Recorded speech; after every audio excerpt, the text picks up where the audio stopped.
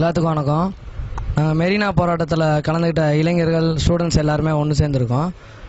எதுக்காக ஒன்று சேர்ந்துருக்கோம்னா, முந்தா நேற்று இந்த மாதிரி திரு சீமான் அவர்கள் லாரன்ஸ் அண்ணனை பற்றி ஒரு தப்பான ஒரு தகவலை பதிவு செஞ்சுருக்காரு. இல்லை நாங்கள் கேட்குறோம், நீ யார்? நீ என்ன தமிழனா? நீ மட்டும்தான் தமிழனா இல்லை நாங்கள்லாம் அப்புறம் இங்கிலீஷ்காரங்களா? லாரன்ஸ் அண்ணன் நீ 1 கோடி ரூபா கொடுத்தாருன்ற, நீ அதை என்கிட்ட கணக்காமி உன்கிட்ட கொடுக்கணும் அப்படி இப்படின்ற. ரைட்டு தான் வச்சுக்க. இதே லாரன்ஸ் அண்ணன் வரல, நீ இந்த கூட்டத்துக்கு வந்திருக்க, நீ 1 கோடி ரூபா ஃபஸ்ட்டு கொடுத்துருப்பியா? உன்னால் கொடுக்க முடிஞ்சிருக்குமா? நாங்களே வரலையா? நீ போராட்டம் நடத்தி ஜல்லிக்கட்டு வாங்கி கொடுத்துருப்பியா? அதை சொல்லு. 6 நாள் தான் போராட்டம் பண்ணோம், சரியா? அதுக்கே தமிழ்நாடு மட்டும் இல்லை, ஒவ்வொரு ஸ்டேட்டு மட்டும் இல்லை, உலக லெவலில் என்ன கதி கலங்குச்சுன்னு எல்லாத்துக்குமே இங்கே தெரிஞ்சிருக்கும், சரியா? நீ இப்போ ஒரு சின்ன மேடையை போட்டுட்டு அதில் நீ மட்டும்தான் தெரியல, அந்த மேடையில் உள்ளவங்களும் தெரியல, பின்னாடி அந்த பக்கம் இருக்கிறவங்க தெரியல. என்னத்துக்கு வீண் விளம்பரம்? இல்லை கேட்குறேன், லாரன்ஸ் என்ன பேசுறத இதோட நிறுத்திக்க. இல்லைன்னு இவன் அப்புறம் என்ன நடக்கணும் உனக்கே தெரியும், பார்த்துக்க. மெரினா ப்ரொட்டஸ்டினுடைய எல்லா இளைஞர்களும் மாணவர்களும் இங்கே ஒன்று கூடியிருக்கோம். இன்றைக்கு நாம் தமிழர் அமைப்பினுடைய தலைவர் சீமான் ஒரு 2 நாளைக்கு முன்னாடி ஒரு கருத்தை வெளியிட்டிருக்கிறாரு. 1 கோடி ரூபாய் லாரன்ஸ் யாருக்கு கொடுத்தாரு, என்ன பண்ணாரு அப்படின்னு சொல்லிட்டு. அதற்கு செலவு கணக்கு வேணும்னா இங்கே அவர்கிட்ட நேரடியாக கேட்கலாம்.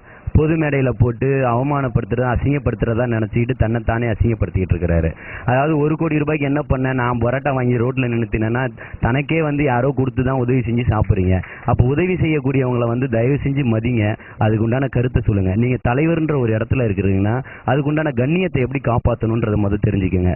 ஏதோ மேடை இருக்கு மைக் இருக்குன்றதுக்காக நீங்கள் எல்லாம் பேசிட்டு இருக்கீங்கன்னா, கூட்டமே இல்லாத ஒரு இடத்துக்கு நீங்கள் தலைவராக இருக்கும்போது தலைவரே இல்லாத ஒரு கூட்டம் எப்படி கூடிச்சு மெரினாலன்றதை நாங்கள் நிரூபித்து காட்டியிருக்கோம்.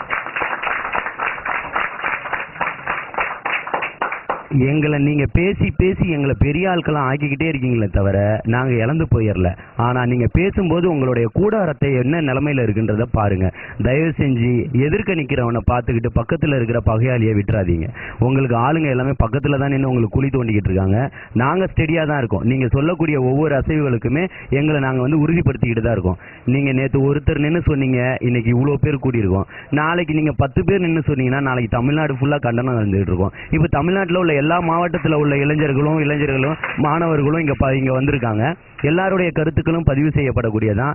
மாணவர்களுடைய தமிழர்களுடைய இளைஞர்களுடைய உணர்வுக்கு தயவு செஞ்சு மதிப்பளிங்க. நாங்க செஞ்சது உணர்வு பூர்வமானது, ஆக்கப்பூர்வமானது. எந்த ஒரு பிரதிபலனும் இல்லாம உங்களை மாதிரி கட்சி ஆரம்பிச்சுட்டு நான் தமிழன் நாங்க கோஷம் போடல. எல்லாரும் தமிழன் கோஷம் போட்டீங்களே, ஈழத்துக்காக போராடின நீங்க ஏன் தமிழ்நாடு பக்கம் திரும்பியே பார்க்கல? தமிழ்நாட்டில் இத்தனை வருஷமா ஜல்லிக்கட்டு நடக்கல, நீங்க போய் வாங்கிட்டு வர வேண்டியதானே? ஒரு கட்சியினுடைய தலைவர் இல்லாத கூட்டம் ஒண்ணு சேர்ந்திருக்குன்னா அதை எப்படி கலைக்கணும்னு தான் நீங்க நினைக்கிறீங்களே தவிர நீங்களும் எல்லா அரசியல் இல்ல மாற்றும் ஒரு இயக்கம் அப்படின்னு தான் நீங்க சொன்னீங்க. மற்றும் ஒரு கட்சி அரசியல் நோக்கம் தான் சொன்னீங்க. ஆனா 10ஓட 11 அத்தோட இது ஒண்ணுன்ற கதையில நீங்க இப்ப போயிட்டீங்க. உங்களுக்கு எந்த அருகதையுமே இல்லை சொல்றதுக்கு. தயவு செஞ்சு எங்களை இனிமே சீண்டிங்க அப்படின்னா லாரன்ஸ் அண்ணன் அவரை நீங்க இழுத்துனீங்கன்னா தமிழ்நாட்டில் உள்ள ஒவ்வொரு தமிழர்களையும் பகிச்சிக்கக்கூடிய சூழ்நிலைக்கு ஆளாயிடாதீங்க. கண்ணியமான முறையிலே